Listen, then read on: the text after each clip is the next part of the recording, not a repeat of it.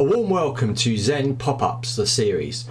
So as you know, Zen Pop-Ups are like self-contained videos showing you features and what you can do and answering questions on the Facebook group. But we have been running a series of Zen Pop-Ups with Natalie Masson, who's brought courses across from another platform.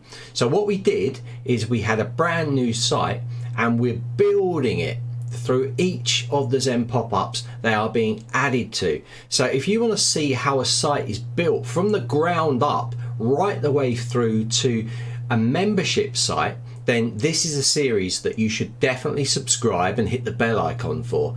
So I'm just going to start to add these. There's going to be more added each week as we run through until we complete Natalie's site and she's happy with it. There are a few technical things we've got to do within the site as well. So it's going to be really interesting seeing how this site evolves over the coming months. Now, we have quite a few videos to put in here. So like I said, if you can hit that subscribe and bell icon, then you've been notified whenever we put one of these up in the pop-up playlist for the series, okay?